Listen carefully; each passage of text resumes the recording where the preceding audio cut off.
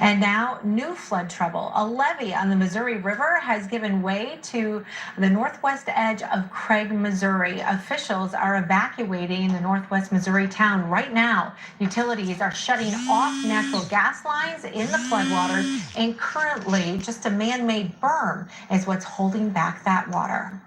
Joining us now is Jamie Barnes with Barnes Realty. And we understand you flew over the area yesterday. Can you give us an idea of what you saw and what was your reaction? Oh, it's just bad. This isn't global warming. This is a managed waterway. We're used to the water being full out there against the river, but this is just unheard of. So evacuations are underway right now. What do you know about the levee being breached there and how much water is moving in? Is it downtown flooded right now?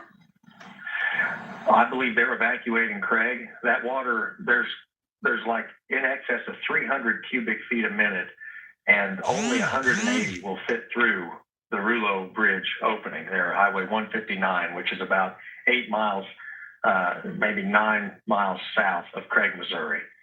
Yeah, now that water is going to have to go between the levees and the river banks, just around Forest City and Forbes, Missouri, and then on down to St. Joseph, Missouri. That's where it all has to go.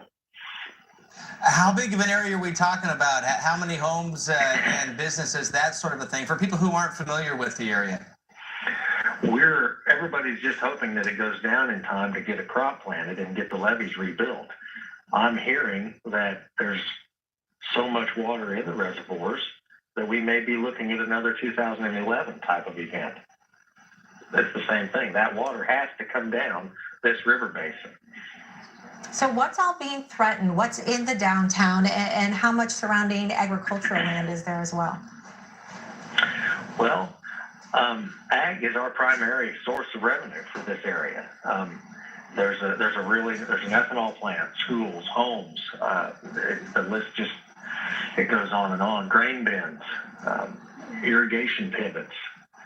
This fall, the waterfowl hunting will be impacted if there's not a crop in these bottoms.